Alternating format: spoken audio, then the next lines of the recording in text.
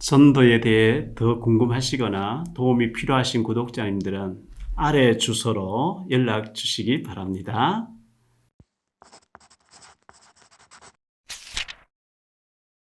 사랑하고 존경하는 미자리교회 목사님 그리고 사모님, 또 전도하고 싶으신 성도 여러분, 전도 때문에 또 북한 선교를 위해서 생겨진 박용배 TV의 박용배 목사입니다.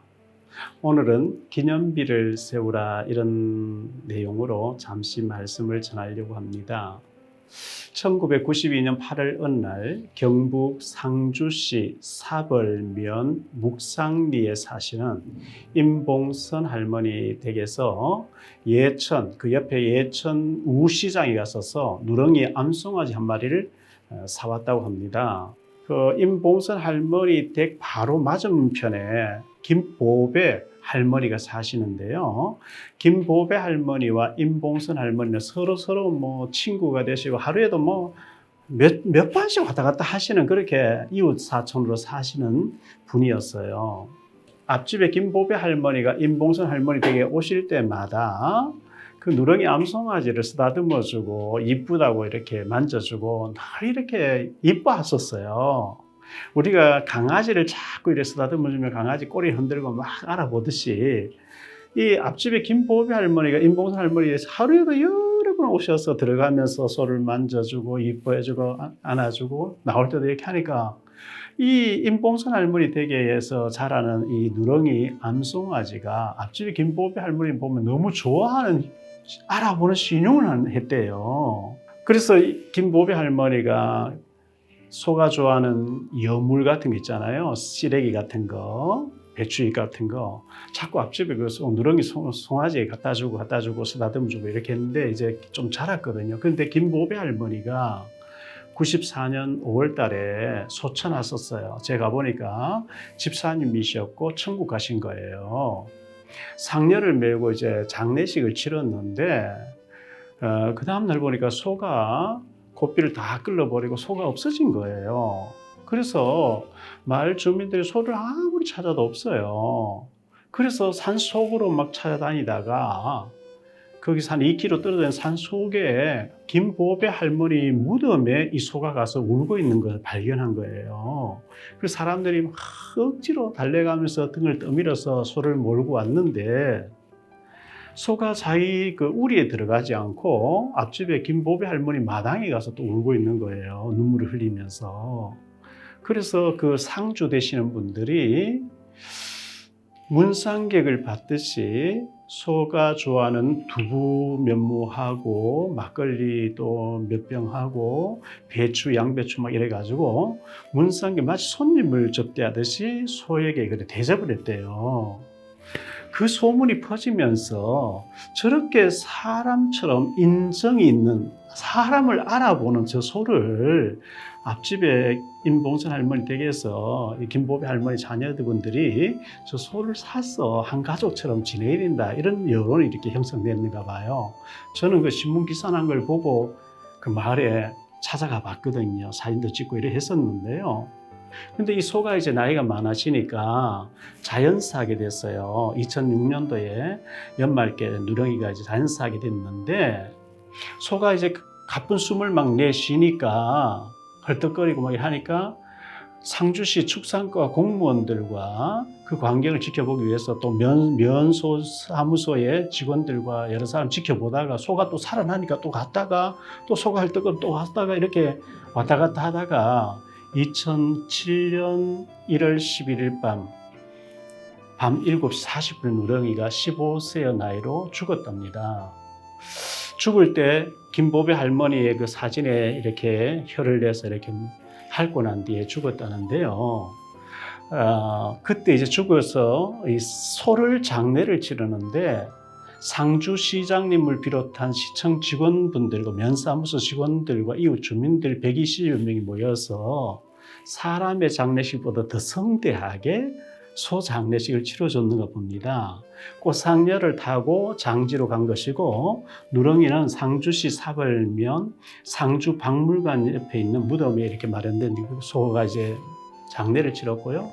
그 소 가죽을 벗겨서 박제를 했다고 들었고요. 묵상리 마을회관에 제가 가보니까 누렁이에 대한 비석이 세워져 있어요. 큰 비석이 누렁이에 대해서 큰 비석이 세워져 있으면서 누렁이에 대한 이 인연을 비석으로 세워놓고요.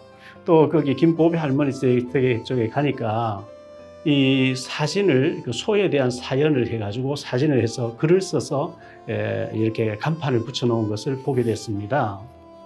제가 왜 이 소에 대한 얘기를 장황하게 하느냐 하니까요. 소가 죽었어도 기념비를 남긴다고 하면 소도 죽어서 기념비를 남기는데 우리 사람이 아무개가 태어나서 먹다 죽다 이러면 안 되잖아요. 뭔가 사람으로 한번 태어났다 잠깐 살다 가는 인생에 기념비적인 멋진 일을 해놓고 가야 되지 않겠어요?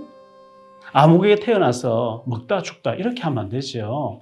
여호수아 3장에 보면 이스라엘 백성들이 요단을 건너게 됩니다.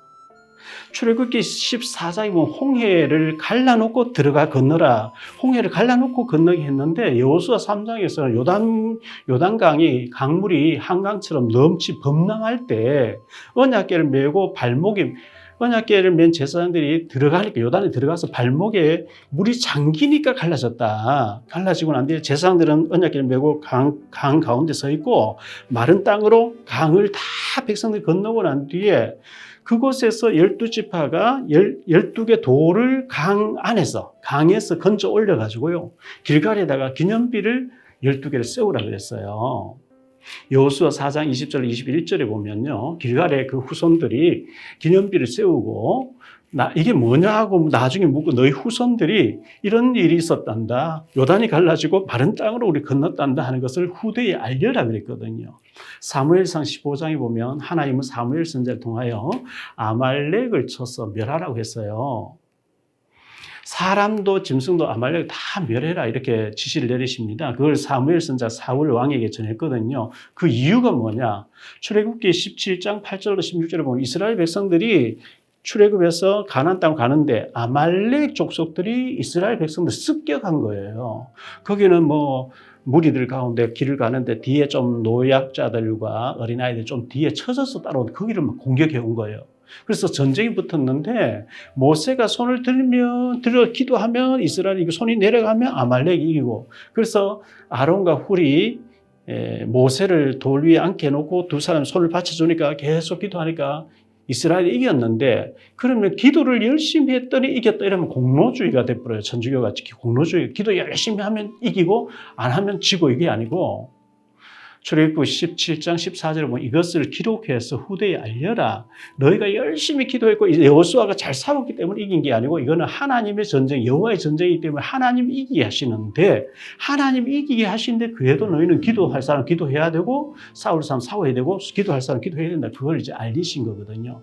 어쨌든 그렇게 이제 아말렉을 다 싸워서 없애라 했는데 사울 왕이 아말렉과 전쟁하면서 아각 왕을 끌고 와서 살렸어요.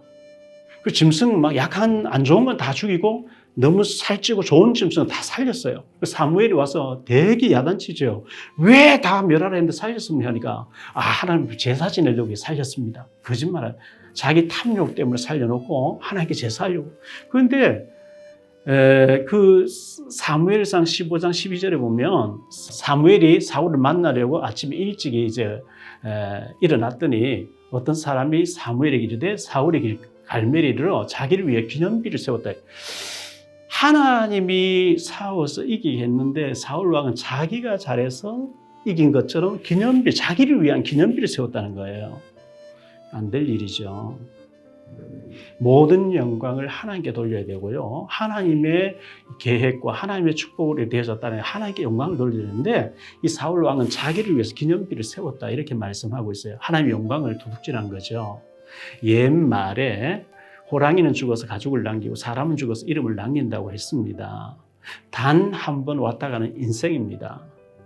우리가 한 100여 년 지나고 나면 우리 교회에 이런 사람 있었단다. 우리 마을에 이런 사람 있었단다. 별로 기억하는 사람 잘 없을 거예요. 그 세대 사람 다 죽고 나면요. 전도해서 증인 문서로 책도 쓰시고 기념비적인 이름을 남기고 기념비적인 일을 하시다 가셔야 되는데 최고 기념비적인 일이 뭐냐면 생명 살린 거. 지옥 갈 사람을 예수 전해서 예수 믿게 해서 구원받게 하는 거. 우리가 주님 앞설 때 그 생명이 물려가는데요. 얼마 전에 일본에서 올림픽이 있었죠. 마지막 그 하이라이트인 마라톤에서 승리한 사람 승리 월기관을 쓰잖아요. 우리가 주님 앞설 때 전도에서 생명 살린 것은 생명의 면류관으로 우리에게 상급이 있다 이렇게 말씀하고 있어요. 1856년 7월 26일생으로 태어났던 그리고 1950년 11월 2일생을 마감한 사람이 있었습니다.